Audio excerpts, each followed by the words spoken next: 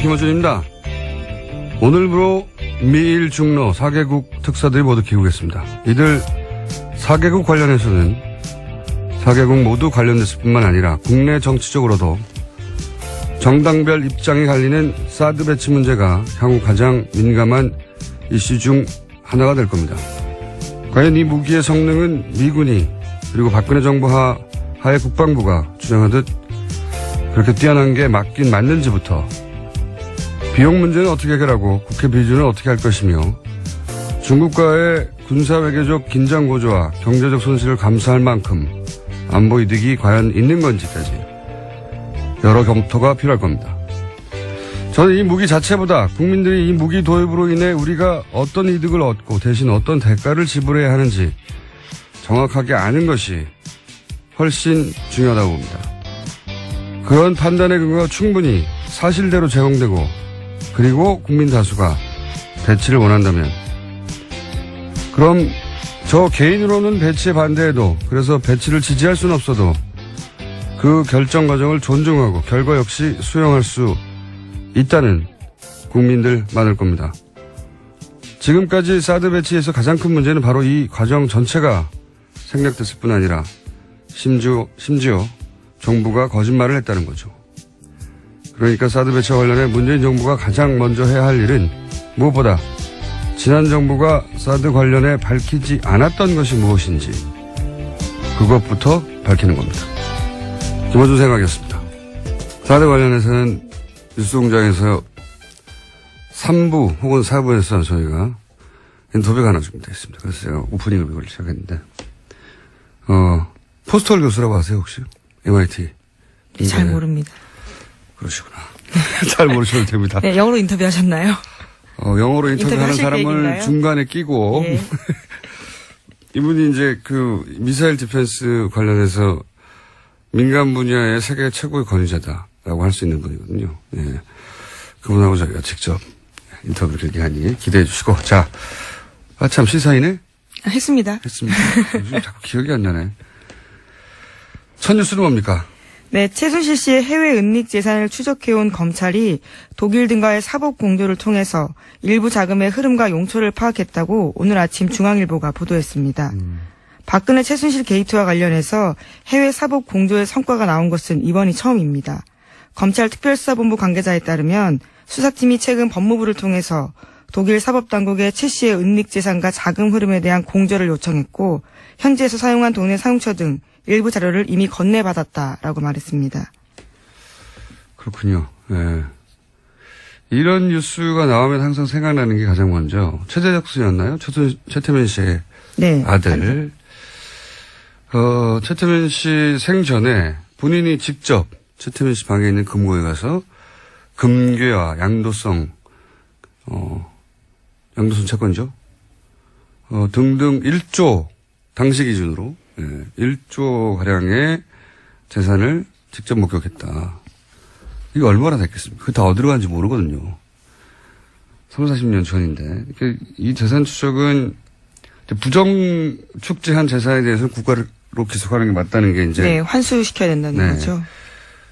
문 대통령의 공약이기도 했고. 뉴스 공장에서도 이 추적하는 코너를 만들어 볼까 저희가 구상 중입니다. 네, 아마 몇 주 이내에 등장하지 않겠는가. 해야죠, 사실. 근데 오래 걸릴 일 같아요. 한두 달에 끝날 일이 아니라. 네, 해외 재산이다 보니까요. 시간이 오래 걸리는 것 같아요. 불가능하지는 않다는 게, 지난 연말입니까? 연초입니까? 저희 방송에 나왔던 안원구 대구 국세청장 전, 그분이 이제 전문가적 견해에서 볼 때, 2년 정도면 추적 가능하다. 본인에게 100명만, 세무공무원 100명만 붙여주면. 뭐 그런 얘기를 했었죠. 자, 이제 시작인 것 같네요. 다음 뉴스는요? 박근혜 전 대통령 재판이 어제도 있었습니다. 검찰이 증거로 제출한 150여 명의 진술조서에 대해서 박 전 대통령 쪽이 재판에서 증거로 사용되는데 부동의했습니다. 결국 검찰은 150여 명 증인을 모두 법정에 불러서 신문해야 할 상황인데요. 재판 기간이 길어질 가능성이 커졌습니다. 이런 경우는 잘 없거든요. 예. 변호인이 부동의 할 수 있습니다. 검찰, 그러면 물론 최종 결정은 재판장이 하지만 변호인이 이제 부동의를 하고 그리고 그러면은 그 그러니까 증인들이 했던 말들 전체를 인정할 수 없다는 거거든요. 진술했던 말들. 예, 그럼 직접 증인으로 불러서 다퉈야 됩니다. 이러면 시간이 엄청나게 오래 걸려요. 150명, 그러니까 증인을 한 번 불러서, 이제, 검찰이 신문하고 또 반대 신문 변호인이 하고, 이러는 게 아무리 단순한 것도 한 사람당 한 30분 정도는 걸리거든요. 3명이면, 그리고 이분들이 다 오질 않아요. 해보면. 왜냐하면 그분들도 다 자기 사정이 있기 때문에 시간이 잘 안 맞고, 그러면 하루 3명씩 주 3회 부른다는 계산도 이대로 될 리가 없어요. 이런 식으로 하면 6개월도 넘어가고 굉장히 오래 걸리는데, 이 시간을 오래 끌겠다는 거죠, 이게. 네, 그래서 어제 재판부도 좀 놀래는 투로 모두 다 불러서 증인신문 하자는 취지는 아니냐라고 물었는데 그렇다라고 변호인 쪽에서 말했습니다. 요지가 그런 거죠.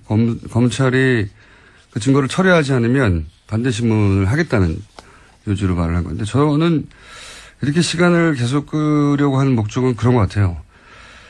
이 박근혜 전 대통령 변호인단이 부실한 건 사실입니다. 어떤 의미에서 부실하냐면 이재용 삼성 부회장의 변호인단에 비하면 상대적으로 대단히 부실하죠. 예. 근데 지금 이재용 부회장의 재판 결과와 상당히 연동되어 있다고 볼 수 있거든요. 이 사건은. 네, 뇌물죄 부분은 네. 공범이라고 볼 수 있으니까요. 그러니까 이재용 부회장의 혐의가 이재용 부회장을 변하고 있는 최고의 변호인단에 의해서 어느 정도 벗겨지거나 하면 본인들에게 유리할 거라고 보고 시간을 끌고 있다라고 저는 생각합니다. 재판 전략이기도 한 거죠. 예. 그런 이유 아니겠는가. 하여튼 상식적이지 않은 부동이긴 하나 그거밖에 방법이 없으니 이러고 있는 것이다. 저는 그렇게 봅니다. 자, 다음 뉴스는요. 네, 어제까지 이낙연 총리 후보자에 대한 청문회 있었습니다. 네. 야당 청문 의원들은 청문회 이틀 동안 1000통이 넘는 문자 메시지 받았다라고 합니다. 문자 메시지, 1000통이 넘는. 이거 관련해서는 좀 뉴스 좀 나오고 어제도 잠깐 자제할 필요 없다고 제가 했는데 이게 이제 문자 폭탄이란 단어부터가 굉장히 부정적인 뉘앙스죠. 근데 가만히 생각해 보면 이건 문자를 받는 정치인 시각에서 본 겁니다. 정치인 입장에서는 막 쏟아지니까. 그런데 보내는 유권자들 입장에서 이 현상을 보면 자, 우리 모두 같이 문자 폭탄을 보내요 하고 서로 텔레파시를 보낸 다음에 일시에 문자 보낸 게 아니에요. 그러니까 이 문자는 폭탄이 아니고 하나하나가 다 유권자들이 개별 행동을 한 거예요. 그런데도 이렇게 많이 문자가 가는 건 그 어떤 정치인의 어떤 언행을 보고 같은 감정을 느낀 유권자가 그렇게 많다. 그걸 입증하는 겁니다. 그러니까 문자 폭탄이라고 부르면 안 되는 거예요. 정확하게. 이거는 그냥 정치인이 문자를 많이 받았네? 라는 관점에서 그 결과치만 보는 거고요. 거꾸로 봐야 되는 거죠. 유권자가 서로 맞추지도 않았는데 특정 행동에 대해서 문제가 있다고 느끼는 사람이 그렇게 많다는 겁니다. 그러니까 이거는 문자를 받는 정치인 시각에서 폭탄이라고 할 게 아니고 그 정치인이 대체 무슨 정치적 행위를 했길래 그렇게 많은 유권자들이 동시에 반응한 거지? 이렇게 봐야 되는 거죠. 그렇게 보면 유권자 입장에서는 이렇게 문자로 항의를 하는 거거든요. 문자로 지적을 하는 거고. 그럼 문제가 없는 거예요. 용어만 바뀌어도. 생각해보면, 아니, 정치인이 아닌 저도 방송하면 막 수백 통씩 문자가 쌓입니다, 저기에. 카톡도 오고, 게시판에 앱에 욕설도 오고, 방송국으로도 막 전화, 게스트가 뭘 마음에 안 들면 수백 통씩 전화 오기도 해요. 항의 전화 오고. 어떤 날은 거의 전체가 비난입니다. 저희 PD부터 끌려 나와가지고. 마음에 들지 않는 게스트가 마음에 들지 않는 말을 하거나 하면 PD 나가 죽어라 이것부터 시작해가지고. 그렇다고 제가 우는 소리 합니까? 아니 우는 소리를 한다고 정말 잘 울었다고 누가 해줍니까? 바보 소리나 듣지? 응? 청취자 반응조차 수용하지 못한다는 소리 듣지. 정치인만 왜 우는 소리를 듣고 있는 거죠? 이거는 정치인들은 한 사람 한 사람이 헌법기관이에요. 대의기관이고. 그런데 어떤 정치행위, 뭐 청문회를 하든 가중이든 어쨌든 하는데 유권자가 이것은 문제라고 정치 의사표현을 하는 거예요. 거기다 왜 우는 소리를 합니까? 이전에 그런 적이 없었던 거는 과거에는 정치인한테 그런 문자를 보내는 게 두려웠거든요. 막연히. 정치인이 막 대단한 거 같고 감히 국회의원에게. 내 일도 아닌데 그 일이 직접. 뭘 그렇게까지 하나. 근데 그게 이제는 이 정치적 참여율이 대단히 높아져가지고 그 벼슬이 아니고 세금 받는 공복이니까 내가 정치적 의사표현을 하는 거예요. 당연히. 이게 이전에는 그런 적이 없다고 해가지고 폭탄이라고 문자를 받는 정치인 입장에서 바라보면 안 되는 거예요. 정치적인 행위는 언제나 유권자한테 이렇게 감시 평가의 대상이 돼야 되는 겁니다. 그걸 감수해야 될 의무가 있는 거고 안 그러면 정치는 하면 안 되는 거예요 이제. 유권자 의식이나 행동 양식이 계속 변하는데 정치인이 여기 적응을 못하면 안 되는 거죠. 적응을 해야지. 아니 옛날처럼 부르지 마세요 이런 거거든요. 근데 물론 뭐 시간이 너무 늦다거나 내용이 협박성이 있다에 대해서 호소하는 부분도 있었습니다. 그런 사람도 있겠죠. 저희 문자에도 많아요. 욕설도 있고. 그리고 그 문자는 유권자들이 자기 전화번호를 노출하고 하는 거예요. 익명으로 하는 게 아니에요. 예. 휴대폰으로 겨우 문자 보내는데 휴대폰을 면상에 던졌다고는 모르겠어요. 수백 명이. 이건 무슨 화염병 던지지 말라는 수준으로 자꾸 가르치려 들 게 아니고 배워야 돼요. 새로운 유권자 행동 양식을. 그러면 휴대폰 하나 더 두세요. 문자 받는 휴대폰을 정치인들이 직접적으로 공개하고 저한테 항의하시거나 의견이 있거나 또는 뭐 격려하실 분들은 제가 일상적인 생활도 해야 되고 하니 휴대폰을 하나 더 두겠습니다. 라고 하든가. 하여튼 저는 이 현상을 바라보는 언론의 태도도 마음에 안 들고 이걸 문자 폭탄이라고 부르는 용어도 마음에 안 들고 왜 문자 폭탄이에요. 그럼 받는 사람 중심으로 그 정치인에 해당 관점에서 용어를 정한 거예요. 보내는 사람은 다 개별적으로 보내는 겁니다. 하나하나. 너무 길게 했네. 자, 다음 뉴스 짧게 해주세요. 아니, 생각하면 생각할수록 난 이상해서 이 현상이. 이걸 보고 자꾸 가르치려고 드는 게 그러지 말라고. 왜 자제를 해야 해요? 자, 다음으로 합시다. 네. 청와대가 대통령 비서실 특수활동비 등 127억 중에서 53억 원을 절감하겠다고 밝혔습니다. 절감한 돈은 청와대 청년 일자리 창출과 소외계층 지원에 쓰겠다고 밝혔습니다. 그렇군요. 밥은 먹이면서 일을 하는 게 우리 이제 정석이긴 한데 밥값도 네, 자기 밥값은 자기가 내겠다라는 거요. 이게 공식 맞긴 맞는 거죠. 행사에서는 예. 네, 맞긴 맞는 거죠. 우리 정서상은 이제 밥을 먹이면서 일을 시키자 뭐 이런 게 있긴 한데 이게 맞긴 맞는 거죠. 공무원이니까요. 네. 자, 다음은요. 네, 청와대 새 민정비서관에는 백원우 전 의원이 선임됐습니다. 백 전 의원은 이명박 전 대통령에게 고함을 지른 사건으로 유명한데요. 당시 장례 재판 혐의로 재판을 받게 됐었습니다. 예. 그때 이제 이게 전 국민한테 생중에 대해서 강한 인상을 남겼죠. 네, 물론 무죄 받았습니다. 오래 걸렸어요. 네, 예. 그렇죠. 무죄를 받아내는데 변호인이 문재인 대통령이 아니었나요? 아, 증인으로 나갔습니다. 증인이었나요? 예. 예. 당시 상황에 대한 증언을 하는 사람이었고요.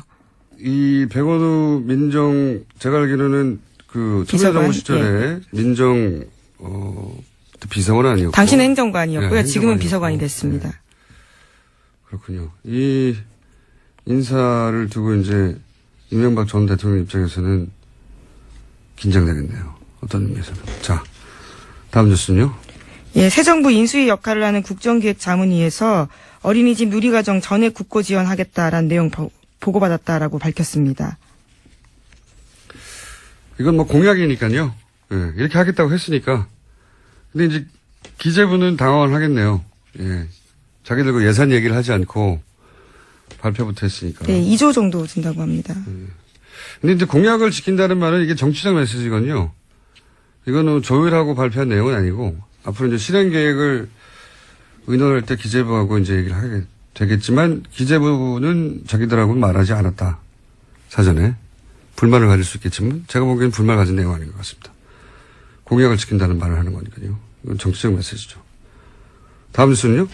네, 전두환 전 대통령의 셋째 아들인 전재만 씨가 30대 여성에게 4천만 원짜리 시계를 선물했다는 사실이 뒤늦게 알려져서 화제가 되고 있습니다. 아, 이거요. 그래서 요 뉴스가 나오자마자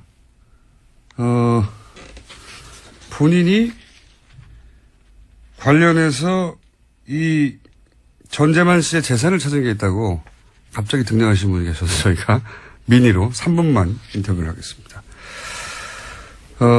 이게 내용이 이제 아버지 통장에는 29만 밖에 없는데. 그래서 불법 비자금에 대해서 아직 환수 못하겠다고 버티는 돈이 네. 1,000억 원이나 넘습니다. 그런데 이제 이거는 이제 뭐랄까요, 돌발적인 사건이죠. 인천공항에서 입국하다가 시계가 거의 5천만 원에 육박하는 시계가 발각이 되자 누가 사줬어? 그랬더니 전재만 씨 이름이 그때 튀어나왔다는 겁니다. 전두환 씨 셋째 아들이죠. 그래서 이제 그 일가의 숨겨진 재산에 대한 얘기가 언론에 잠깐 등장했는데, 몇 년 전부터 미국에 있는 호화주택, 전재만 씨 소유의 호화주택을 추적했던 분이 있습니다. 이런 거 전문인 것 같아요, 이분은. 더불어민주당의 안민석 의원 전화 연결됐습니다. 짧게 가겠습니다. 안녕하세요. 예, 안민석 의원입니다. 네. 추적자 안민석. 이런 사건은 아무도 안 볼 때부터 추적을 하세요. 2013년에 이 호화주택 관련 서류를 확보하셨다고요?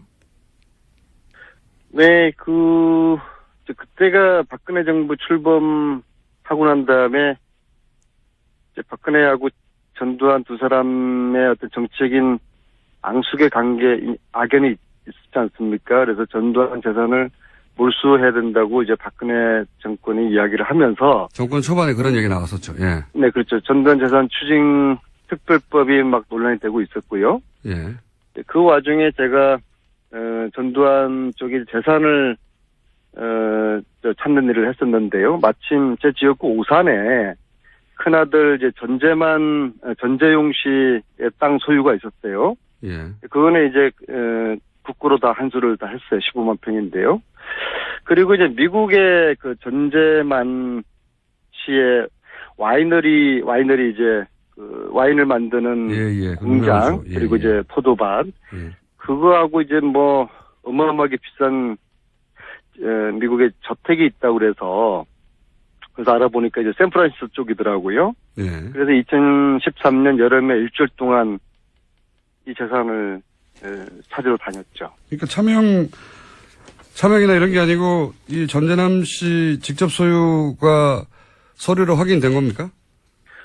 처음에 본인이 이제 본인의 재산이 아니고 장인의 재산이라고 했는데. 장인의, 예.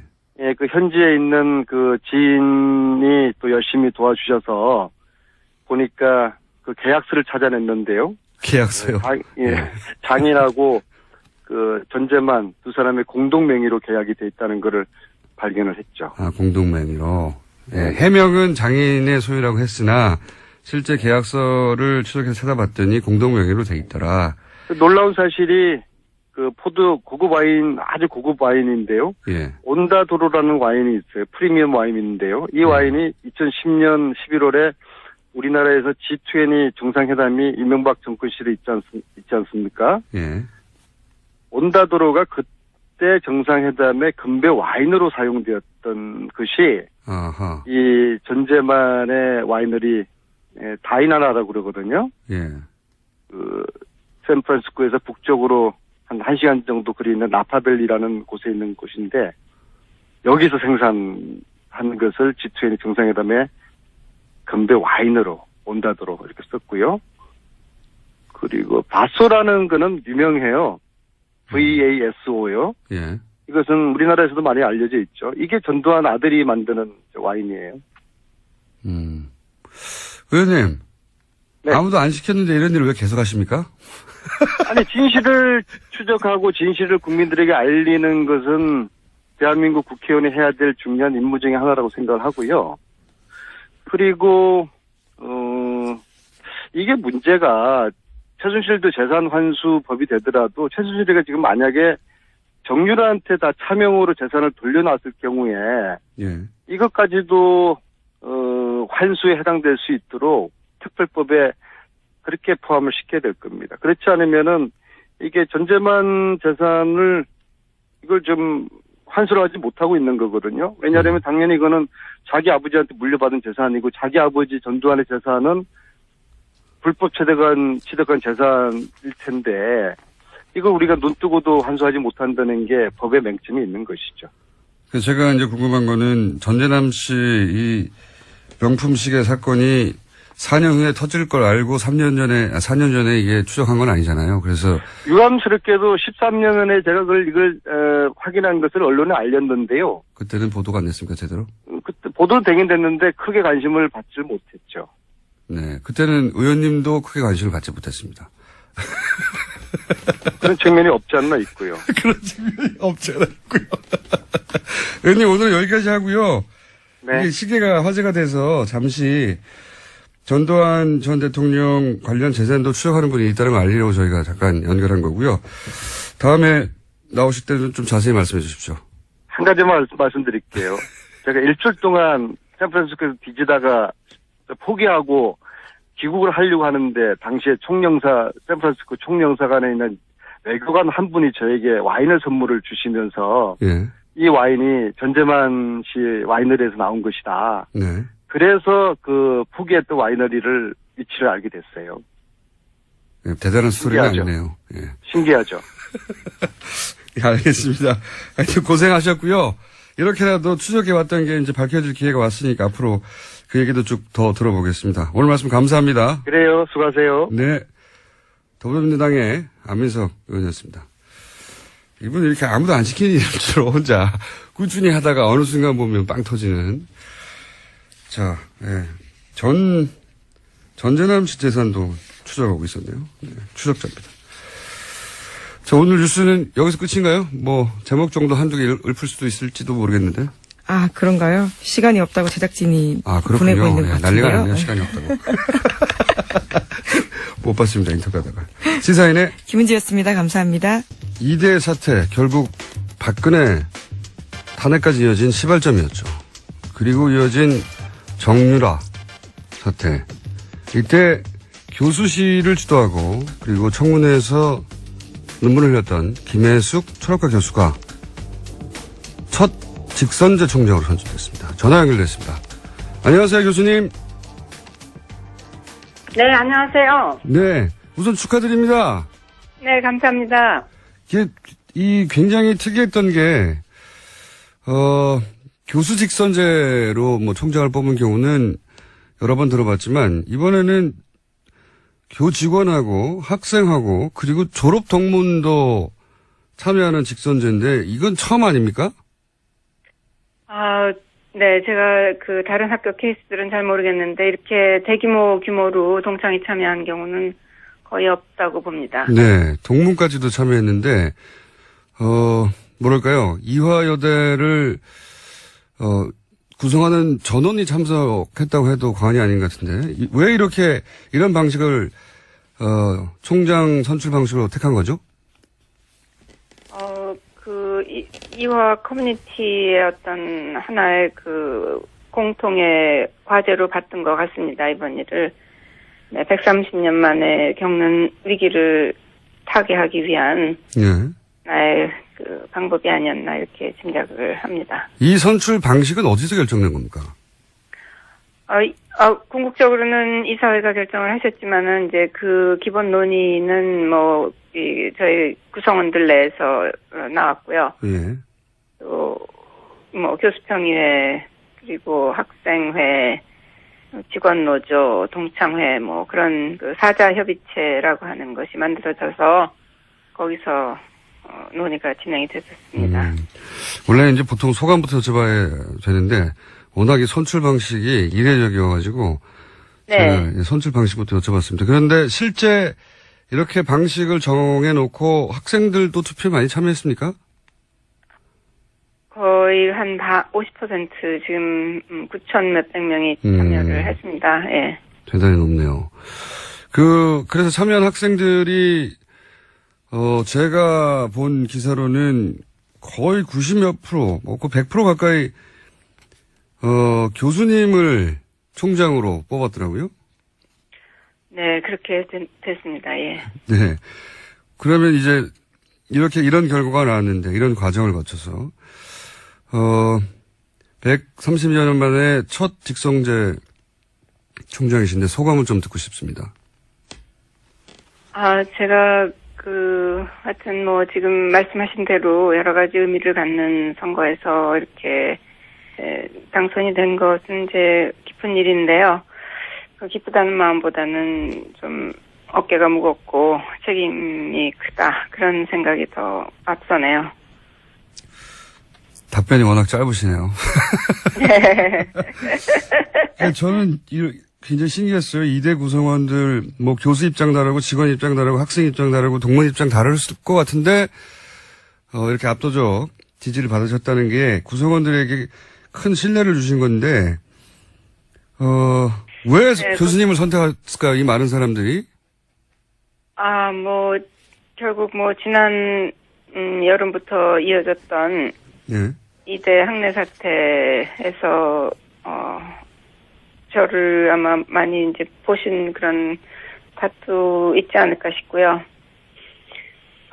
그리고 저희가 문제 해결을 해 나가는 과정에서 나름 그래도 공동체들, 이 구성원들 안에서 어떤 신뢰를 받았다고 생각을 합니다.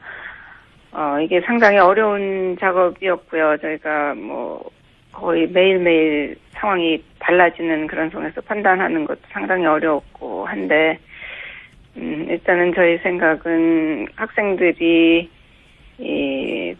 어떤 정의를 위해서, 순수한 가치를 위해서, 어려운 상황을 겪어내고 있다고 판단을 했던 거고요. 그래서 학생들을 저희가 지지를 했던 그런 상황이었고, 그런 데서 이제 학생들 신뢰는 쌓아졌다고 생각을 하고요.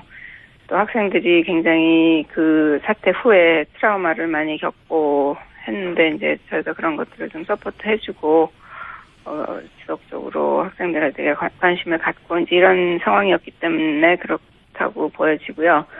또 동창분들은 동창분들대로 여러 뉴스나 인터넷 매체 통해서 또 그 학생들과 연계된 졸업생, 이 학생들을 또 졸업생들이 강력하게 서포트를 해주고, 언니들이 있다, 이제 언니들이 배우다, 이런 말을 만들어내면서까지 상황 전개가 이루어졌었던 상황에서 동창분들도 저희에 대한 신뢰가 있었던 것 같습니다.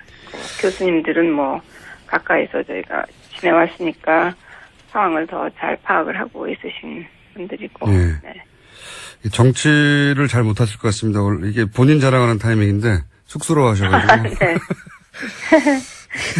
청문회 때 눈물 흘리신 게 화제였어요. 왜 그때 눈물이 나셨습니까?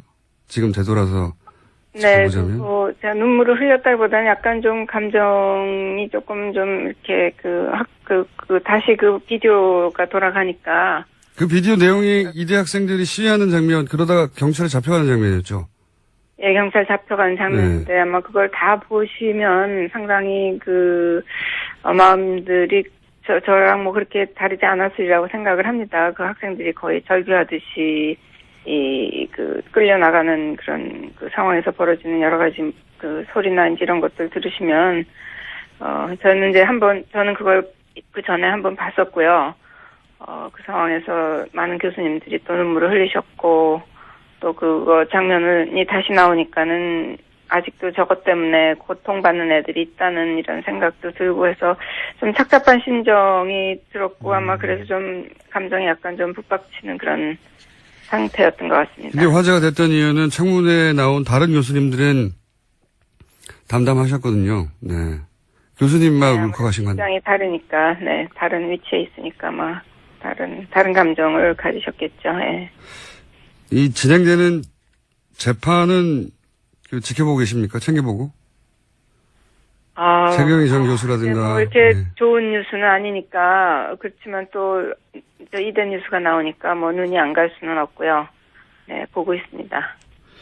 이제 그런 재판이나 그로 인해서 상처받은 이대 구성원들도 있을 것이고, 또는 학교 명예도 있고 이거 어떻게 해결해 나갑니까 앞으로?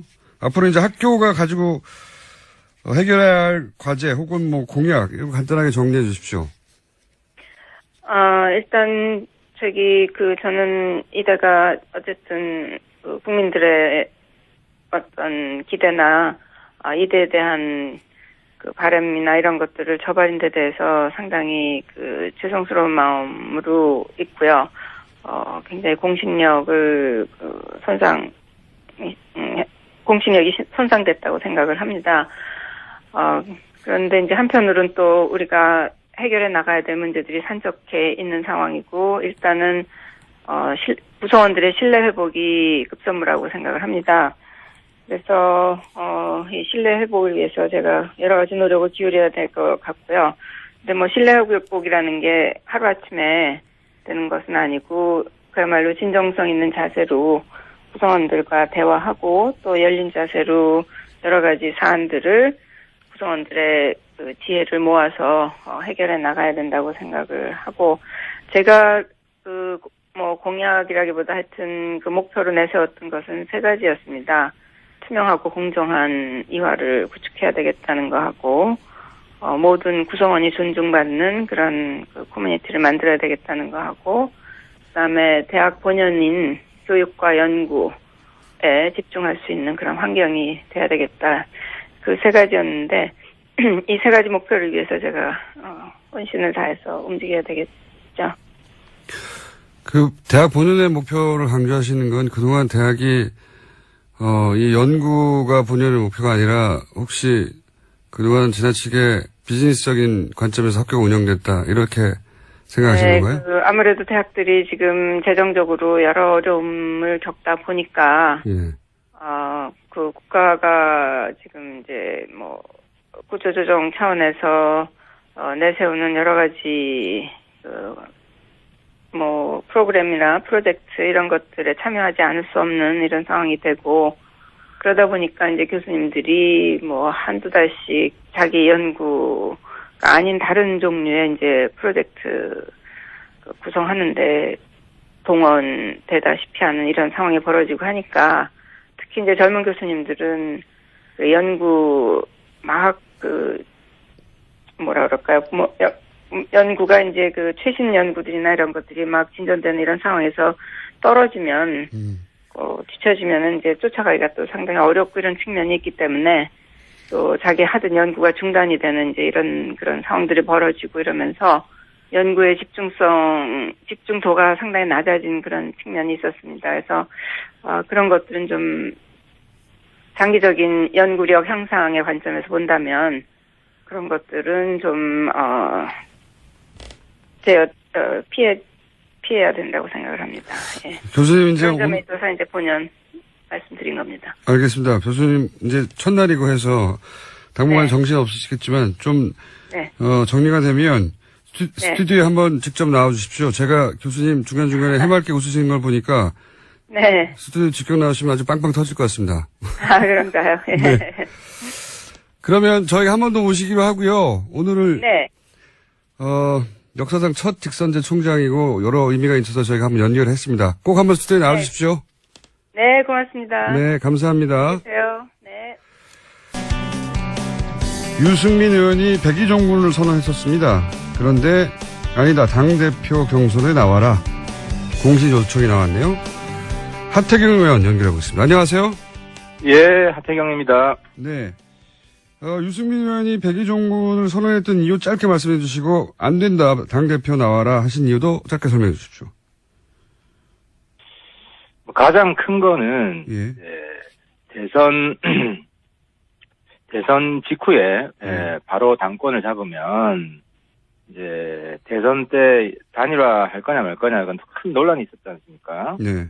그래서 이제 단일화 주장했던 측은 단일화 안 하는 이유가, 유승민 후보가 단일화 안 하는 이유가 이후에 당의 패권을 계속 장악하기 위해서 저러는 거다. 뭐 이런 그 공격이 좀 있었어요. 그게 하나 있었고 또 어차피 대통령은 안 될 거고 이제 당을 장악하려고 저렇게 나가는 거다. 예, 그런 공격이 있었다. 당내 권력 투쟁의 일환으로 단일화 거부하는 거다. 뭐 이런 시각이 있었고. 네네. 또 뭐 과거에 보면 대선 끝나면 후보들은 조금 쉬는 게 본인을 그렇죠. 위해서도 좀 쉬는 게 필요하고 그렇죠. 뭐 그런 게 관례 비슷했기 때문에 뭐 그런 이유들이 겹쳐서 백의종군을 선언했고 또 사실 자연스러운 면이 있습니다. 예. 그런데 굳이 나오시라고 하는 이유는요?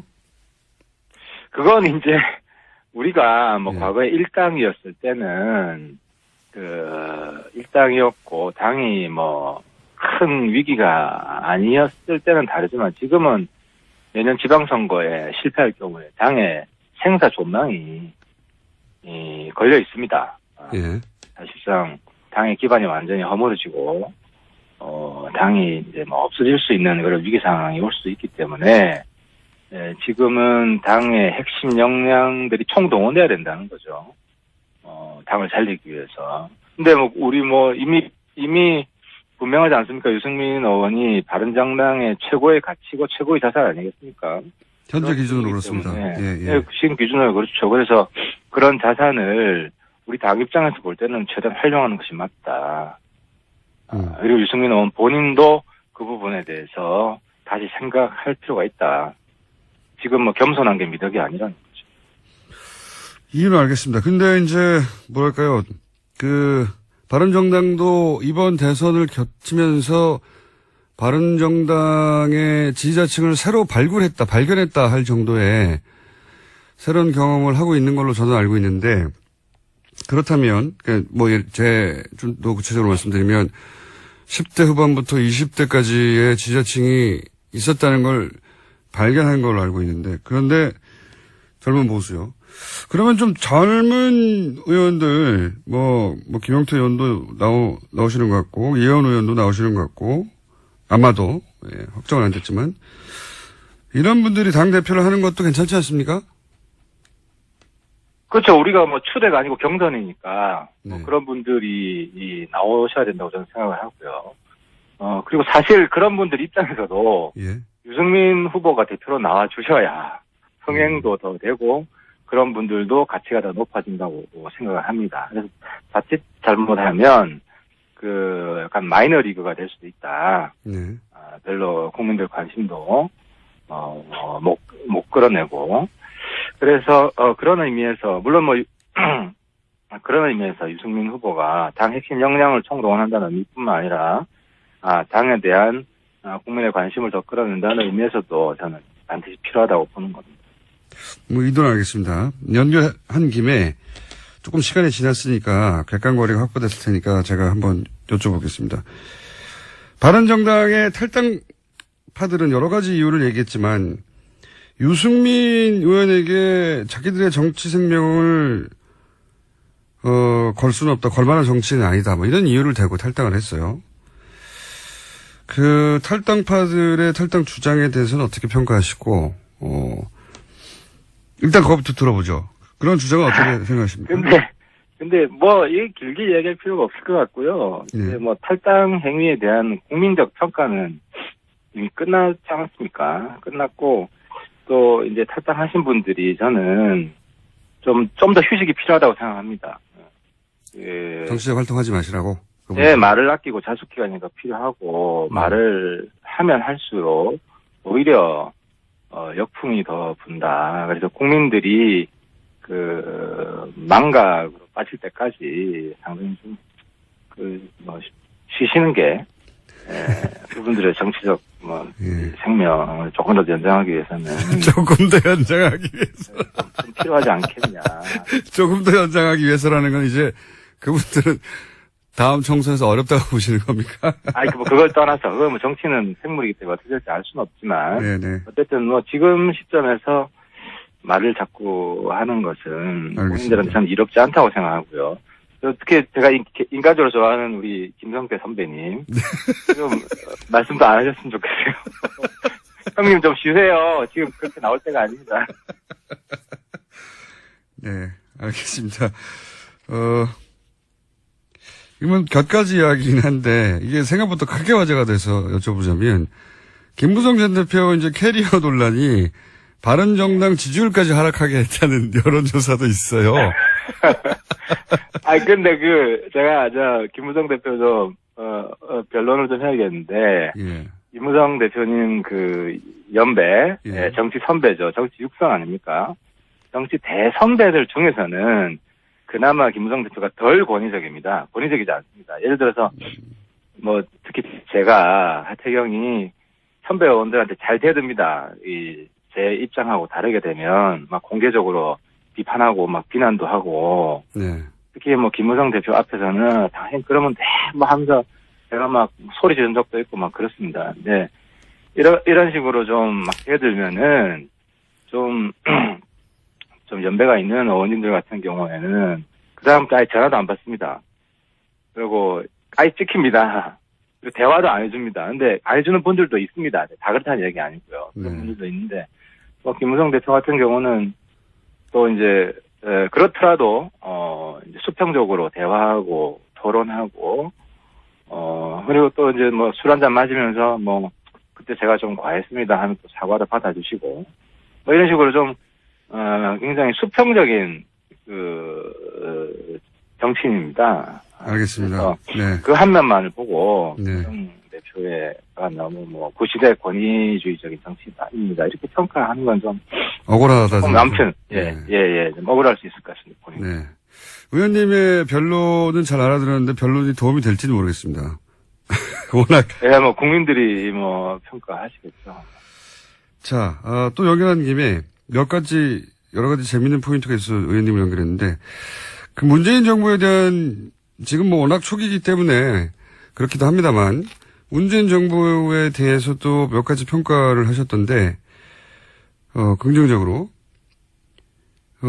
긍정적으로 평가한 부분을 일단 말씀해 주시면 외교안보 라인부터 긍정적으로 평가하시는데 이유는 뭔가요? 강경화 그 후보자는 제가 개인적으로 압니다. 그분은 아는 사람이라서. 유엔에서 뭐 일도 잘하고 외교관으로서의 능력을 이미 검증받은 분이고요. 그리고 특히 이제 북한 인권 관련해서 유엔에서 북한 인권 조사위원회 구성하고 그리고 뭐 김정은 반인도적 범죄자라고 유엔에서 규정했지 않습니까? 그런 북한 인권 문제에 있어서 상당히 적극적으로 지원을 했던 분이고 그리고 특히 이제 문재인 정부가 이제 과거 이제 북한 인권 결의안 그 논란도 있었지 않습니까? 그래서 그런 부분을 좀 커버하고 또 정부의 보수층에도 안심을 시키고 그런 면에서 상당히 저는 탁월한 선택이라고 보고 있고요. 그리고 뭐 일각에서는 양자 외교만 했지 다자 외교는 안 했다고 하는데 대체로 뭐 보면 공부 잘하는 사람들 보면 영어 잘하면 수학도 잘합니다. 그래서 양자 외교만 했다고 해서 다자 외교 잘 것이다 이렇게. 그러니까 제가 물론 뭐 외교부 장관으로서 100% 뭐 앞으로 다 잘하리란 보장은 없죠. 근데 충분히 자격은 있다. 그런 면에서 제가 높이 평가를 한 겁니다. 알겠습니다. 시간이 거의 다 돼가지고 다른 질문을 이어갈 수는 없을 것 같고 자 오늘 말씀 여기까지 듣겠고요. 조만간 저희가 스튜디오에 한번 모시고 총평 한번 들어보죠. 냉정하게 지난 대선에 대한. 네. 예, 알겠습니다. 네, 오늘 말씀 여기까지 듣겠습니다. 감사합니다. 예, 감사합니다. 바른정당 하태경 의원이었습니다. 김어준입니다. 3부에서 뵙겠습니다. 한미 정상회담이 예상됩니다. 한미 정상회담에 이어서 아마도 있을 중국과의 정상회담에서도 이 이슈가 핵심이죠. 사드. 이 사드 문제가 한미 정상회담에서 논의될 텐데 이 문제 어떻게 바라봐야 하는지 미사일 디펜스 분야에서 민간 최고의 전문가 미 MIT 공대 포스톨 명예교수를 만나보겠습니다. Hello, Dr. Postol. Hi, very nice to talk with you. 우선 한국 청취자들이 잘 모르실 수 있기 때문에 교수님의 이력을 간단히 여쭙겠습니다. 미 의회 그리고 국방부 거쳐서 현재 MIT 교수로 재직하고 있는 국방 전문가 이렇게 소개하면 될까요? Yeah, that would be fine. 예, 그렇습니다. 답은 굉장히 짧으시군요. 자, 본론으로 들어가서 91년 걸프전 때 이라크의 스커드 미사일 47발 중에 미군의 패트리어트 미사일이 45발을 격추했다. 이게 당시 미 국방부 주장이었고 전 세계로 홍보가 됐는데 그런데 당시 TV로 중계되는 화면을 분석해서 실제로는 패트리어트가 스커드의 탄두를 단 한 발도 맞추지 못했다라고 반박을 하셨고 그리고 나서 고소를 당한 걸로 알고 있습니다. 맞습니까? Well, they didn't. 고소는 안 당했었습니다. 그렇지만 제 인생을 파괴하려고 그렇게 굉장히 노력을 했죠. 사실 법적으로 고소를 할 근거가 없었습니다. 고소를 하기 위해서는 제가 가짜, 거짓, 허위의 어떤 말을 했고 거기에 따라서 그 사람들한테 금전적 손해가 있어야 되는데 제가 한 말이 완전히 옳다고 판명이 났으니까요. 그 대신 여러 가지 방법으로 제 명예를 훼손하려고 노력을 했었습니다. 당시 한국 언론은 고소 당한 걸로 보도가 됐었기 때문에 제가 그렇게 알고 있었는데 그런데 이제 이 국방부와 교수님 간의 싸움이 사실은 굉장히 단숨에 끝난 게 아니라 오래 걸렸고 몇 년에 걸쳐서 그런데 최종적으로는 국방부가 패트리어트가 탄두를 맞추는데 실패했다고 인정을 하면서 교수님이 이 싸움에서 이긴 걸로 알고 있습니다. 이게 제가 알고 있는 게 맞나요? Yes, I think it's a 사실 little bit more 대충 맞기는 한데 사정은 이거보다 더 복잡합니다. 국방부 장관은 효과가 없다라고 인정을 했는데 군대 공식 통계는 아직도 이전의 그 수치를 그대로 유지를 하고 있습니다. 그래서 이렇게 군대와 그리고 국방부 장관이 다른 말을 하는 그런 지금 현실이기는 했는데 어쨌든 이 경우에는 국방부 장관의 말을 더 믿을 수밖에 없겠죠. 근데 이것이 아마도 그 한국 국민들과 정부에게 어떤 경고로서 분명히 작동을 해야 될 것입니다. 지금 이 사드의 책임을 지고 있는 조직은 군대입니다. 근데 국방부 장관이 인정한 것도 그것도 인정하고 받아들이지 않는 그런 조직이 지금 사드를 운영하고 사드의 실제 군사적인 역량보다 이게 더 좋다 이렇게 주장을 할 수 있는 조직이라는 거 그것을 명심을 하셔야 할 것입니다. 잘 알겠습니다.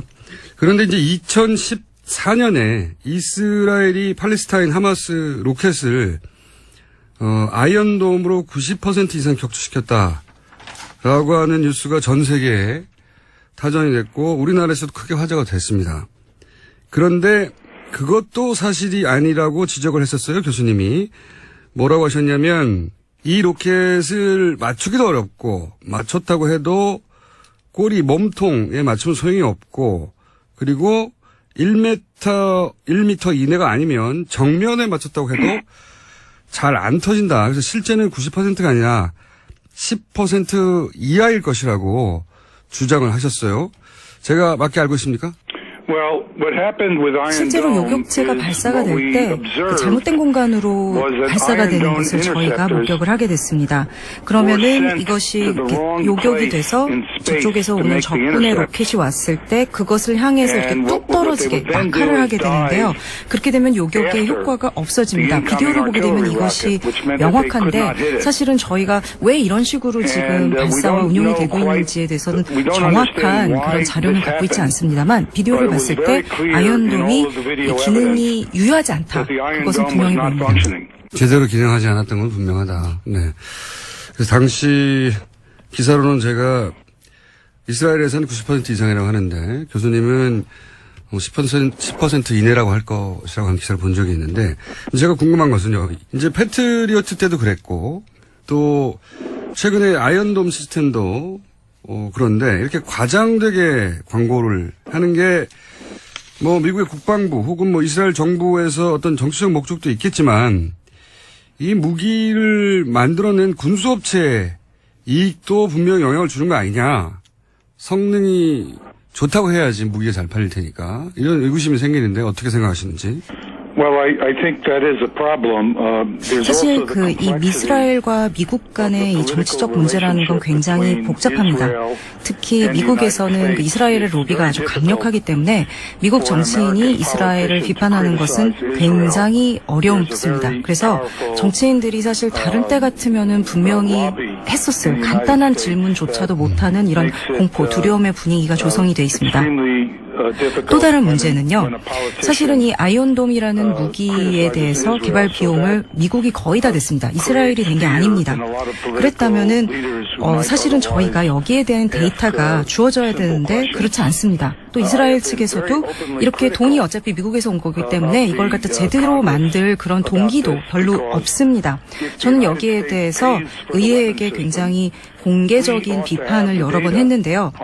돈을 냈으면 당연히 이 성능이 어떤 것인가 대해 돈 낸 무기에 대해서 받아야 하는데 의회에도 군에도 누구도 여기에 대해 정확한 데이터를 받은 사람이 없습니다. 그냥 묻지도 말고 여기에 대해서 말하지도 말자 이런 정책만이 있을 뿐입니다.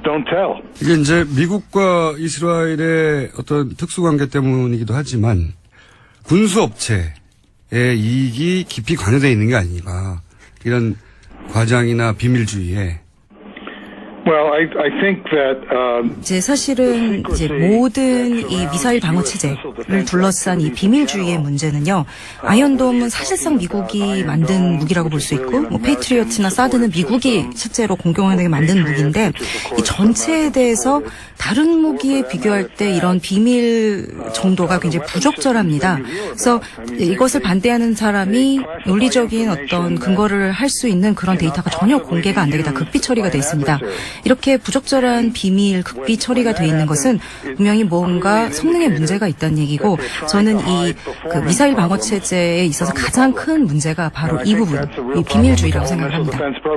그게 성능에 비해서 지나치게 높은 비용이 들어가고 그리고 그렇게 성능이 떨어진다는 게 알려질 경우에 그 관련 산업 군수업체 자체가 굉장히 어려움을 겪을 수 있고 그래서 이제 경제적 관점도 분명히 중요한 포인트가 아닌가 하고 질문을 드린 거거든요. Well, I think it's a very complicated set of problems that 그러니까 이 문제가 상당히 이제 복잡한데 그것의 일부를 잘 지적을 해주신 겁니다. 조금 더 말씀을 드리자면 이런 특정한 방어 체제가 배치되는 데 있어서 미국 군대 내에서 중요한 역할을 하는 부대가 있습니다. 육군 방공방어 부대인데요. 이런 그 방공에 관련해서 결정을 하는 그런 이제 업무를 맡고 있는 조직입니다. 그래서 여기서 봤을 때 그러면은 우리가 그 방공방어를 하기 위해서 어떤 걸 써야 되는가, 그거를 뭐 탱크로 해야 되는가, 아니면 지대공 미사일로 해야 되는가, 뭐 이런 여러 가지 결정을 하는 그런 부서인데 이 부서 같은 경우에는 사실 늘 경제적으로 살아남으려고 굉장히 노력을 하고 애쓰고 있는 그런 조직입니다. 그러다 보니까 이런 그 군수 업체들과 굉장히 긴밀하게 그렇게 일을 하고 있죠. 그래서 이 이제 군수업자들이 역시 이 성능이 안 좋은 거를 갖다가 팔았을 때 이것을 갖다가 그 성능에 대한 그것을 갖다가 이렇게 덮기 위한 거를 할 때 서로 굉장히 돕는 그런 역할을 하고 있습니다. 한쪽은 돈이 필요하고, 그러니까 예산을 확보해야 되고, 한쪽은 성능이 좀 떨어지더라도 물건을 팔아야 되는 업자들이고. 그래서 어떻게 보면은 이 미사일 방어 체제라는 것은 이 두 조직이 만나 이뤄낸 불행한 사고라고 말할 수 있겠습니다. 알겠습니다. 자, 이 사드는 그러면 패트리어트나 아이언돔의 컨셉을 좀 확장한 미사일 방어 시스템이라고 이해를 하면 되는 건지 기존의 MD 미사일 디펜스 시스템하고 이 사드의 공통점과 차이점은 뭔지 좀 설명해 주십시오. Yes, there are similarities between THAAD and other missile defense 이 이제 systems. 사드가 미사일 방어 시스템의 일반적인 컨셉을 이제 사용한 것은 맞는데 페이트리어트나 아이언돔하고는 좀 다릅니다. 사드 같은 경우에는 사실 비유를 하자면은요, 이지스함 시스템인 그 SM3에 훨씬 더 가깝고요. 아니면 이제 US 미국 그 국가 미사일 방어 체제 이쪽에서 쓰는 방법과 비슷합니다. 가장 큰 특징은요, 그 대기 밀도가 낮아지는 굉장히 고도가 높은 지역에서 작동을 하게 돼 있고요. 그리고 또 그 이제 적외선 유도 장치를 사용을 합니다.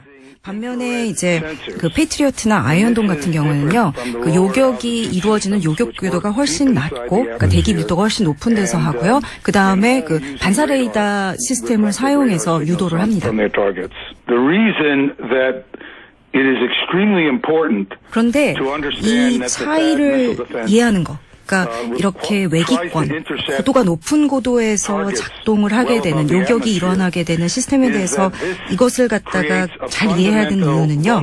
이것이 이 시스템, 그 사드뿐만이 아니라 외기권에서 요격이 일어나는 모든 이지스함, SM3 시스템 같은 것에 아주 결정적인 취약점이라는 것이기 때문입니다.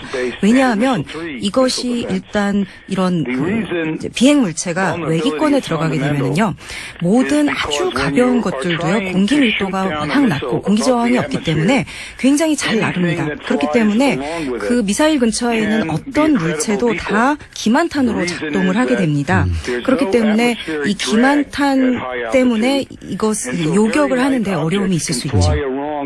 along with a heavy missile or warhead. 예를 들자면은요, 이제 사드에 부착이 돼 있는 그 적외선 센서의 입장에서는요, 거기 보이는 것들이 모든 게 그냥 다 빛의 점, 전광으로 보일 뿐입니다. 그러니까 이게 어떻게 비유를 할 수 있냐면은요, 저희가 별을 바라보면 그 별의 뭐 모양이 어떻다, 크기가 어떻다 이런 거 전혀 알 수 없고 그냥 빛의 점, 전광으로 보일 뿐이죠.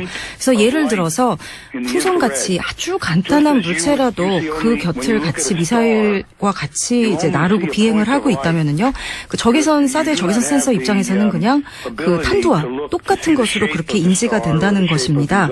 그래서 이렇게 이 미사일 요격체의 센서가 이게 진짜 타겟인지 아닌지를 구별하는 능력이 아주 극단적으로 떨어집니다.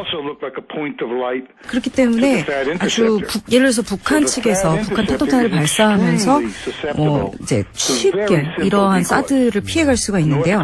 만약에 이제 어떤 고도에 다다랐을 때 미사일을 갖다가 조각을 내게 해서 하면은 이 탄두와 함께 이런 그 미사일의 조각들이 막 공중회전을 하면서 날아다니게 됩니다. 그러면은 이 사드의 센서에는 이것이 그냥 다 똑같은 빛의 점으로 보일 뿐이지 그것을 갖다가 뭐가 이제 실제로 탄두고 뭐가 이런 그 기만탄인지 기만체인지 알 수 있는 방법이 없습니다. 아주 간단한 걸로도 이 사드를 쉽게 속일 수 있습니다. 그렇다는 얘기는 사드가 북한 미사일 공격에 대한 방어 능력을 그다지 제공하지 못한다라고 이해해도 됩니까? 어떤 유용한 이런 군사 방어 능력이 있다고 한다면 제가 굉장히 놀랄 것 같습니다. 없다는 얘기죠. So there is none. 그러니까 실제 군사적으로 걱정할 만한 공격 상황에서는 전혀 유용하지 않다고 봅니다. 그렇군요.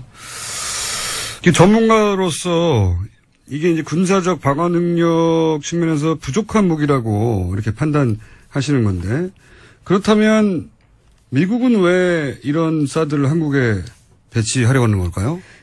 That's a very complex question because 사실 이 문제는 굉장히 복잡한 문제입니다. 많은 여러 사람들이 다른 동기로 또 다른 믿음을 가지고 사실은 이 미사일 방어 시스템을 갖다가 이제 홍보하고 이것을 갖다가 이제 하려고 하는 건데요.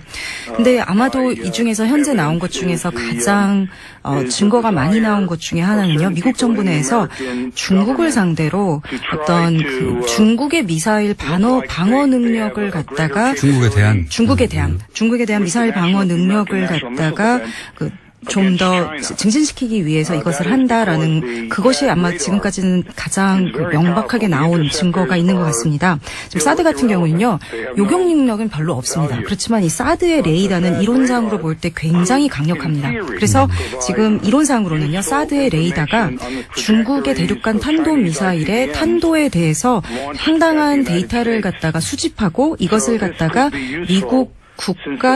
미국의 그 국가 미사일 시스템에 직접 제공을 할 수 있다.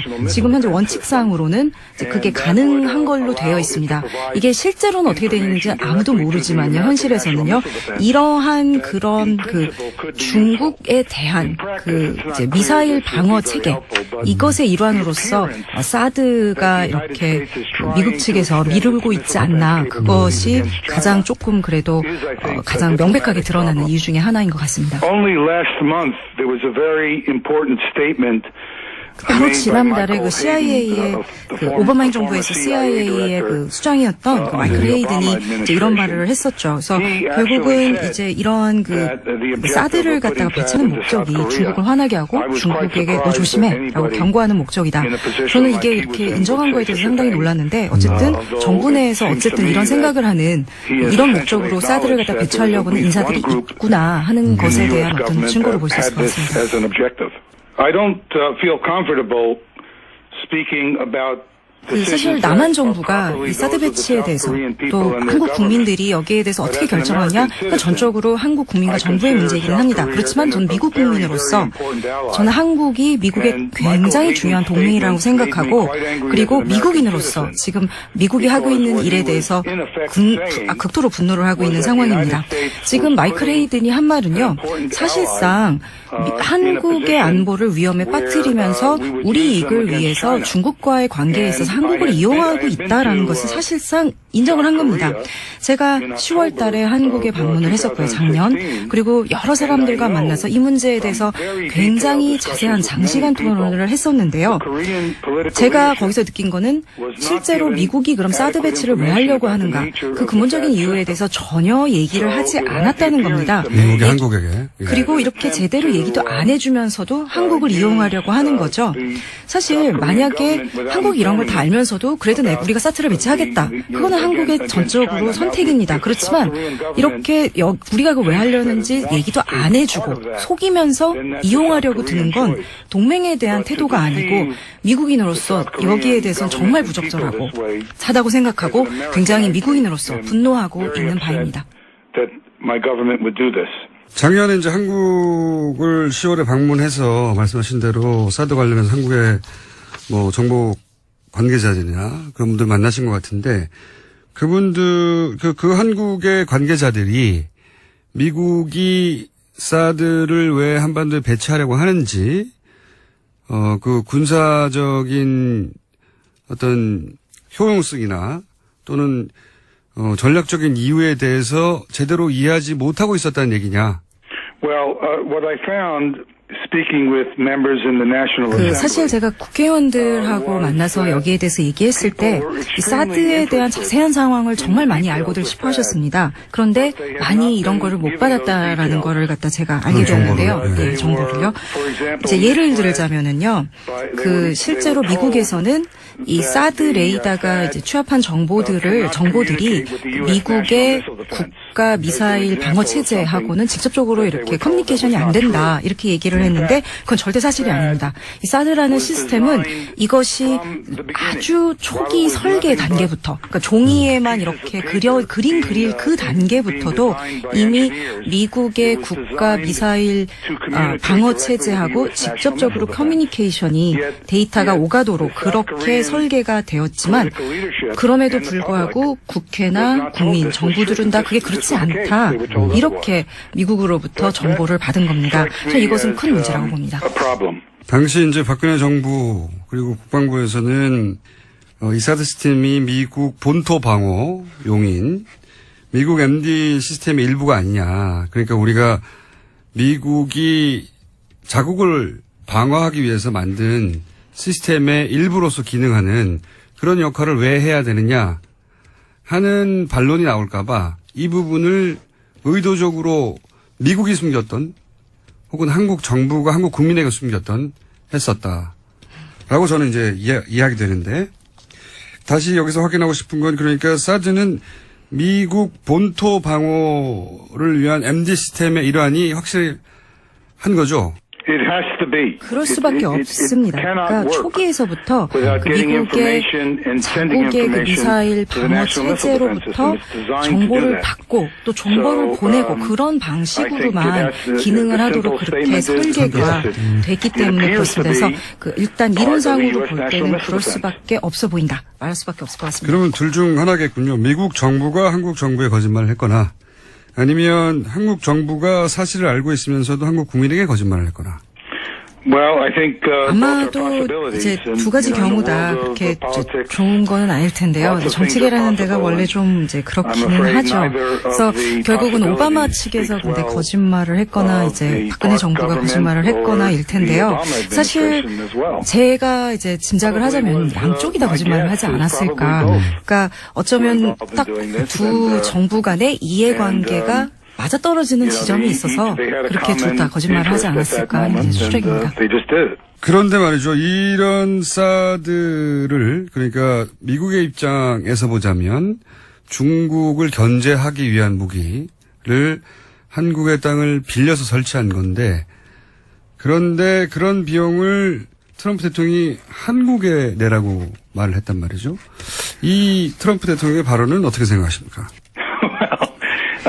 저는 미국인의 입장으로서밖에 대답할 수 없을 것 같은데요. 말도 안 되는 얘기입니다.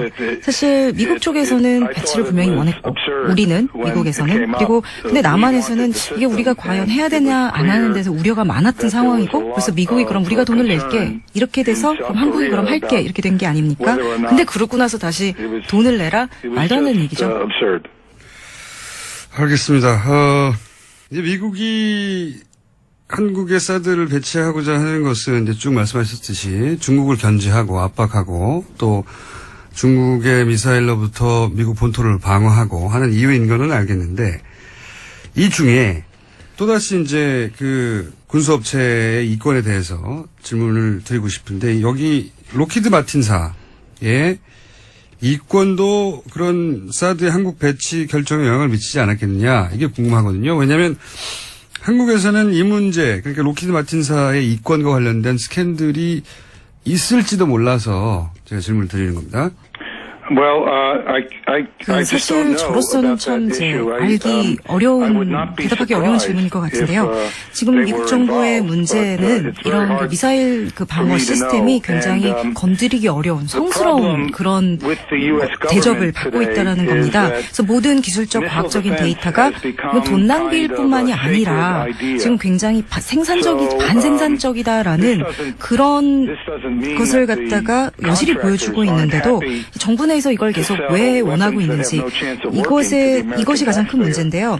이것과 관련해서 정부 관료와 그다음에 군수업체 사이에서 어떤 유착이나 문제가 있을지 여기에 대해서 사실 저는 참 뭐라고 말씀드리기가 어려울 것 같습니다.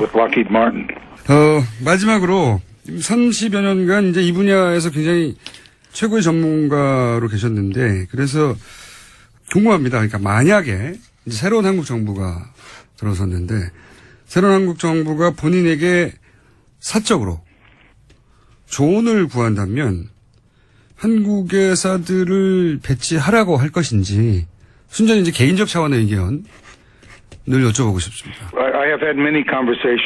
이미 제가 사실은 한국의 그 정치계, 외무부, 국방부 여러 사람들과 긴 토의를 여기에 대해서 했었습니다. 근데 제 입장은 여기에 대해서 늘 분명한 게 제가 그 대한민국에서 어떤 결정을 할지 미국 사람으로 답을 할 수가 없다. 그러니까 물론 제가 기술적인 사드의 성능에 대해선 이거 굉장히 최소한이다, 별로 없다라는 그런 얘기는 늘 말씀을 드려왔고 이것이 물론 결정에서 사드의 군사적인 능력, 방어 능력이 중요한 역할을 합니다만 그럼에도 불구하고 제가 미국 시민으로서 여기에 대해서 결정에 대해서 뭔가 얘기를 하는 것은 부적절한 것 같고요. 그리고 한국의 민주주의는 아주 이미 놀라운 수준입니다. 생각하고 행동하는 데 있어서 충분히 좋은 결정을 내릴 만큼 이미 똑똑한 국가라고 생각을 합니다. 저는 제가 생각할 때 지금 이 상황이 상당히 비극적이라고 생각을 합니다. 사실 미국도 이 사드가 군사적인 능력 면에서 별거 없다라는 거 알고 있고 중국도 이거를 알고 있습니다. 그럼에도 불구하고 중국이 분노하는 것은 지금 미국 정부가 중국에게 했던 굉장히 중요한 약속. 미국의 그 영토 방어 미사일 시스템이 미사일 방어 시스템이 중국이 아니라 북한만을 겨냥하고 있는 것이라는 그 약속을 갖다가 사실상 어긴 겁니다. 그래서 물론 기술적으로 사드가 중국의 이제 중국 측에서 봤을 때 군사적인 위협보다도 이것이 가지는 외교적인 그런 의미가 훨씬 더 큰 것입니다. 중국 입장에서 보면은 이런 그냥 기술적으로 사드의 군사적인 위협 능력뿐만이 아니라 그보다 훨씬 더 큰 거는 외교적으로 봤을 때 미국이 한 굉장히 큰 약속을 어기고 중국 본부에 굉장히 솔직하지 못한 모습을 보인 거거든요. 그런 측면에서 볼 때 미국 국민으로서 중국 정부와 남한 정부를 갖다가 상대로 모두 다 미국 정부가 솔직하지 못한 모습을 보고 있다는 거에 대해서 굉장히 부적절하다고 생각하고 더 나아가서 동남아시아 정세의 안정에 전혀 도움이 되지 않는 결정이라고 생각을 합니다. 알겠습니다. 오늘 말씀 감사하고요. 혹시 한국을 방문하실 계획이 1년 이내에 있으신가요? I've been told by several different people that I may be asked to come, and I certainly, 아직은 확실하지 and 않습니다. I've told them that if I'm 초청이 asked, I 있을 것 will come. 같다라는 But 얘기는 여러 I 사람한테 have not, 들었는데 아직 확정된 nothing 건 has been 없습니다. finalized. 확정되시면 연락을 꼭 주세요. Okay, let 마지막으로 me say one 한국 other thing 국민과 then. 그 I 지금 just wanna 한국의 say that 민주 정부의 I wish the Korean 행운을 people and their 빈다. democratic 그렇게 government the 마지막 best. 말을 하고 싶습니다. 감사합니다, 교수님. Thank you. Bye bye. 태 같은 사람 자르세요. 하영 기자 자르세요. 양변 종편에 나가는 양지열 변호사 자르세요. 김은지 기자 왜 쓰는 겁니까? 안민석 시각이 너무 좁아요. 노회찬을 왜 그렇게 싸고 도십니까? 이혜훈의 본래 모습을 모르세요? 김어준을 잘라라. PD 잘라라. 예. 작가 잘라라. 서별사는 그렇게 합니다. TBS 사장 물러가라. 이제 이런 문자 제가 매일 받습니다. 네. 이 문자대로 하면 방송할 사람이 없어져요. 네. 오로지 엔지니어만 남습니다. 앞으로는 엔지니어 잘라라는 문자도 보내주십시오. 제가 이런 문자를 굳이 따로 소개하는 이유는 저는 공무원 아니잖아요. 근데 정치인들은 공복이죠. 네. 그러니까 국민들이 유권자들이 이렇게 즉각적이고 직접적으로 피드백하는데 익숙해져야 합니다. 예. 유권자가 정치인을 상대하는 방식이 진화하고 바뀌고 있는 거예요. 이제 이런 일이 이전에는 없었기 때문에 당황스러운 부분도 있긴 하겠는데 그래서 유권자도 정치인도 조금 더 세련되어져 가겠죠. 근데 이걸 폭탄이라고 그런 부정적인 프레임으로 가둬버리면 시대를 잃지 못하는 겁니다. 네. 그래서 유권자들더러 바뀌라고 하면 하지 말라고 하면 이건 정치인으로서 더 이상 지체되고 자격이 없어지는 시대가 열리고 있는 거예요. 네, 그래서 다시 한번 이런 문자 소개해드렸고요. 많습니다. 항상. 그렇다고 제가 웁니까? 울지 마시고요. 정치인 여러분. 휴대폰 하나 더 장만하시든지 그렇게 하시고요. 네. 그 외에도 뭐 많은 문자가 옵니다. 강신주 박사님 코너 왜 없어진 거예요? 이런 문자 아직도 옵니다. 예. 다들 각자 청취자들이 받아들이는 방식이 다르니까요. 그럴 수밖에 없죠. 이런 문자도 옵니다. 공정장 너무 섹시하다. 네. 목소리만 이러시면 안 됩니다. 자, 불친절 에이스 여기까지 하겠습니다. 파괴자 까칠한 미식가 황교익 칼럼니스트 오늘도 나오셨습니다. 안녕하십니까? 안녕하세요. 네, 오늘은 어떤 음식입니까? 5월 거의 다 가네요. 네. 5월 동안에 아마 가장 많이 먹었던 음식 중에 하나가 아마 김밥일 수 있어요. 소풍. 네. 네. 야외. 네. 피크닉. 어린이날 뭐 부모님 모시고 뭐 이렇게 야외 나가서 먹는 음식 중에 하나가 이 김밥이죠. 가장 간단하게 싸는 음식. 예. 봄에 또 체육 대회 뭐 유치원이나 초등학교에서 네. 운동회. 네, 운동회 예. 이거 많이 하더라고요. 네. 그때 또 나오긴 운동회하고 소풍은 뭐 김밥이죠. 네, 김밥이죠. 네. 그래서 이 김밥이 어떻게 우리한테 주어졌는가 요걸 네. 한번 조금 들여다보려고 그래요. 자, 김밥은 어디서 왔나? 우선 소풍이나 운동회 이익에서만 먹는 게 아니라 그냥 일상에서 가장 많이 먹는 음식류 중에 하나일 수도 있어요. 특히 직장인들. 간단하게 먹기 좋으니까요. 네. 예. 반찬이 밥에 들어가 있으니까. 지하철역 입구에 보면 김밥집은 반드시 있습니다. 네. 땡땡 천국 이렇게 되어 그렇죠. 있는 거죠. 굉장히 커요. 김밥 전문점이 전국에 어마어마하게 많습니다. 얼마나 많을까요? 그래서 개수는 안 세봤는데 네. 이렇게 우리한테 일상으로 김밥이 늘 있으니까 이게 우리 예전부터 이렇게 먹어왔던 음식이다. 실제로 네티즌들이나 이런 거 보면 우리의 아주 전통적인 음식인 것으로 이렇게 인식하시는 분들도 많아요. 김밥이 우리 고유의 네.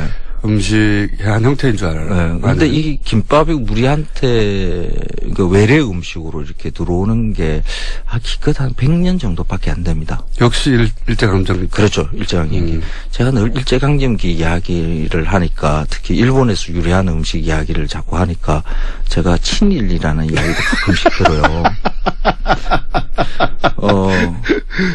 친일. 독특한 공격이네요.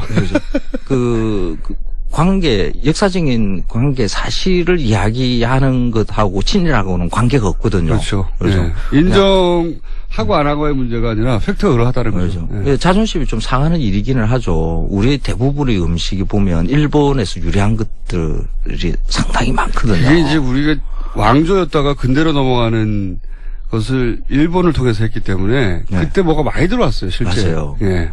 그래서 1924년에 나온 그 조선 요리 책이 하나 있어요. 네. 조선 무상신식 요리제법이라는 책인데, 그때 당시에는 뭐 지금의 요리책으로 비교하자 그러면 거의 초베스트셀러의 책이었어요. 누가 쓴 겁니까?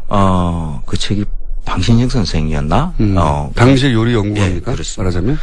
그분이 앞부분에는 조선 요리들을 쭉 해놓고 뒤에 조금 일부 뭐 네. 서양 요리 이런 부분도 나와요. 네. 그때는 이미 근대가 이제 시작됐으니까.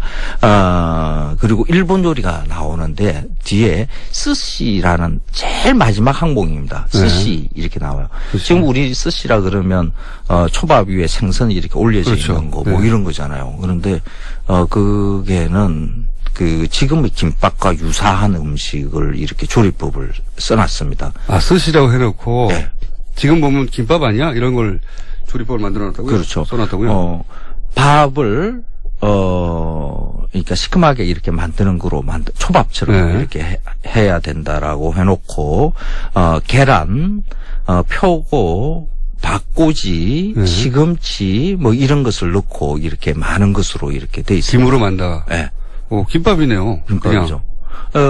이 안에 이제 박꼬지, 시금치, 표고, 계란 뭐 이런 것들이 들어가 있는 것. 요런 것의 원형이 일본에는 이 김밥이 아주 다양하게 존재하거든요. 그냥 밥 안에 그냥 당근만 하나 달랑 들어가 있는 것도 있고 오이만 달랑 들어가 있는 것도 있고 삼각 모양으로 싸는 것도 있고 다양하게 존재해요. 네. 근데 이렇게 달걀, 표고, 박, 시금치 이런 것들을 같이 넣고 이렇게 싸는 그 형태의 김밥을 후토마키라 그러거든요. 그러니까 후토마키가 우리한테 처음으로 그 스시라는 이름으로 이렇게 보여지기 시작하는 게 1924년. 일본에서는 후토마키였는데 우리나라에 들어와서는 그걸 스시라고 받아들였군요. 그렇죠. 처음에는 스시. 아. 그러다가 일제강점기에는 그렇게 크게 안 번져요. 이 김밥이. 김이 귀하거든요. 김양식급이 조선에도 있었다라고 이렇게 이야기를 하는데 그것으로 뭐 김을 만들어서 그러니까 사각 모양의 마른 김을 만들어서 유통시키고 한 그런 기록은 없습니다. 그러니까 사각 모양의 마른 김이 만들어져야만이 김밥이 만들어지거든요. 그렇죠. 네. 사각 모양의 마른 김도 일본 사람들이 만든 거거든요. 일본 사람들이 우리의 땅에 그러니까 뭐 고흥이나 하동이나 이런 지역에 와서 김양식을 해요. 그래서 자기들이 먹고 싶어서. 그렇죠. 이렇게 김을 만들어서 자기네 나라로 가져갑니다. 그러면서 이제 우리한테 이제 김 만드는 게 정착이 되고요. 그래도 비싸니까 많이 못 먹었죠. 해방되고 난 다음에 이 김양식장이 조금 많이 커져요. 김양식장이 많이 커지는 것도 이 안에 또 슬픈 게 또 하나 있어요. 김을 생산하는 그 과정 안에 들어가는 여러 설비들, 양식장과 김을 만드는 설비들, 이런 것들이 일본의 차관으로, 만들어져요. 한일 국교 정상화하면서 일본이 여러 가지 이렇게 돈을 지원하는 게 생기잖아요. 차관이 들어오는데, 그 차관이, 그냥 그 한국에서 알아서 쓰라 하고 이렇게 주는 게 아니라, 그 꼬리표를 붙이죠. 요거는 요 용도, 요거는 요 용도. 그 차관도 실제로는 일본이 그 김을 싼 값에 수입하기 위해서. 맞습니다. 제목을 정해서 준 돈이었네요. 맞습니다. 그러면서 60년대에 김양식장이 이렇게 많이 만들어져요. 김 가공 공장도 많아지고요. 일본에 이제 수출하다가 좀 남는 것 이런 거 우리도 이제 먹을 기회가 많아지기 시작하는 거죠. 그러면서 김이 일상의 음식으로 이렇게 들어오기 시작하고 김밥도 본격적으로 이렇게 만들어집니다. 김이 싸진 이후에. 예. 그래서 1950년대, 60년대 이때에 보면 그 피크닉 나갈 때 신문에 피크닉 갈 때 마련해야 될 음식 이러면서 김초밥 뭐 이러면서 일본의 후토마키 조리법이 또 다시 이렇게 등장하기 시작합니다. 처음에는 고급 음식 문화에 가까웠겠네요. 그렇죠. 김이 비싸가지고. 그렇죠. 근데 그때만 하더라도 일본에서 유래한 음식이다라는 인식이 있었어요.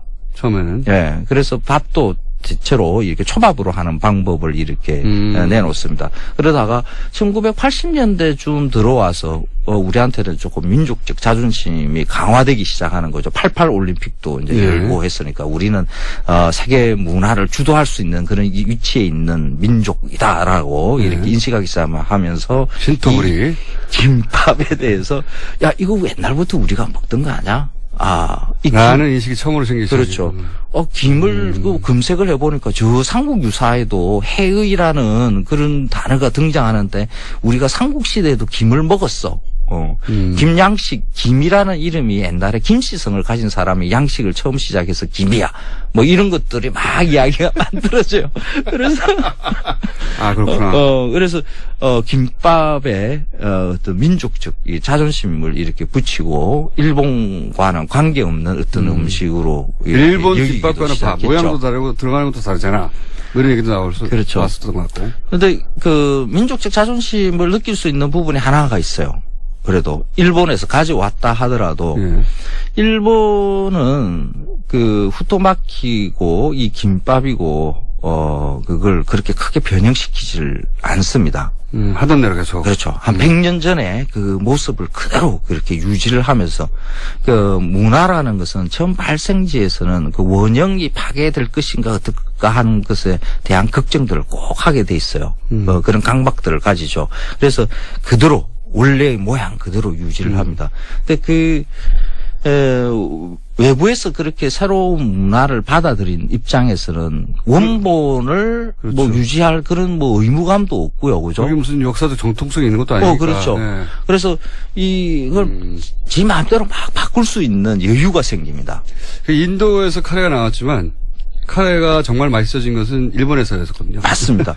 그래서 지금 김밥은 일본에서 유래한 음식이기는 하지만은 가장 크게 변화하고 맛있어진 것은 이 대한민국이라고 볼 수가 있습니다. 일본에는 김밥 전문점 없습니다. 그래요? 네. 우리는 김밥 전문점이 있어요. 그 김밥 전문점에 가보면 김밥의 종류가 한 30가지, 50가지 돼요. 깻잎 김밥, 참치 김밥, 불고기 김밥, 온갖 김밥들이 다 있죠. 김밥은 제가 보기에는 한국의 햄버거예요. 맞습니다. 햄버거요. 네, 햄버거예요. 한식 세계화, 지난 정부, 이번 정부에는 아마 한식 세계화 이야기는 더 이상 안 나올 거라고 저는. 그리고 IMF 하고요. 터지고 나서 자영업을 하고 싶은데 마땅한 아이템이 없으니까. 그것도 맞습니다. 예, 땡땡 천국이 휩쓸 경제적 여건도, 사회적 여건도 마련된 거죠. 그렇죠. 한식 세계화라는 이런 것이 정책이 만들어지는 것도 이 음식에 민족주의, 국가주의 이런 것을 붙이기 때문에 이런 정책들이 만들어지는 거거든요. 음식은 그냥 단지 문화의 가치만 있을 뿐이지 그 음식에 어떤 과도한 국가의 딱지를 붙이고 민족의 딱지를 붙이고 하는 순간 그런 거 싫어하시죠, 원래. 그 음식을 제대로 즐기지 못하게 돼요. 우리는 일본에 가서 먹는 라면, 라멘이라 그러죠. 라멘을 두고 우리는 일본 라멘 이렇게 이야기를 해요. 한국에서 팔고 있는 라멘집들도 다 일본 라멘 이렇게 그렇죠. 이야기합니다. 근데 일본 사람들은 그 라멘을 중국 음식으로 여겨요. 중국의 면 요리 중에 하나로 들어와서 일본화 한 거거든요. 그래서 일본에서는 오래된 라면집에는 빨간색의 이게 차양이 걸려 있고요. 중화풍 이런 게 걸려 있는 것을 오리지널이 중국이라는 걸 아는구나. 그렇죠. 네. 그래서 일본은 중국에서 라면을 받아들이기 때문에 중국 음식으로 여기고요. 우리는 일본에서 받아들였기 때문에 일본 음식으로 여기는 거죠.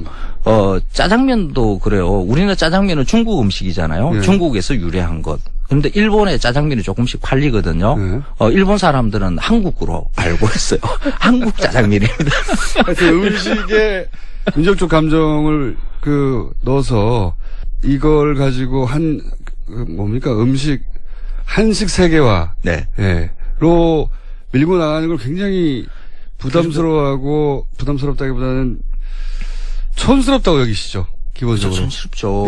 지금 세계화 시대에 민족팔이 그 국가파리하는 문화에다가 그렇게 특히나. 하는 것은 예. 뭐 유명한 음악이나 유명한 미술가 이런 거에 사실 이렇게 국가나 민족 안 붙이잖아요. 예. 그거가 어느 민족의 어느 국가 사람이라는 게 우리가 중요하다고 생각하지 않지 않습니까? 음악도 그러고요.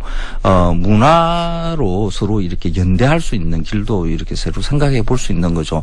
일본과 우리가 역사적으로 큰 갈등이 있었고 지금도 계속 갈등 과정에 있지만은 그 음식을 나누는 방식은 서로 맛있는 것은 서로 찾아서 일본에도 자세히 들여다 보면 우리 한국에 예전에 먹었던 음식들을 가져가서 마음대로 막 변형시켜서 먹는 것들 많거든요. 그래서 문화로 음식으로 이렇게 연대할 수 있는 길도 이렇게 모색해 볼 수가 있습니다. 그러니까 문화, 이 음식 문화에다가 음식과 민족주의를 붙이지 말자. 그렇죠. 예. 그렇죠. 특히 이번 정권에서는 그런 짓은 좀 하지 말자. 합시다. 한식 세계화 같은 거 이제는 하지 맙시다.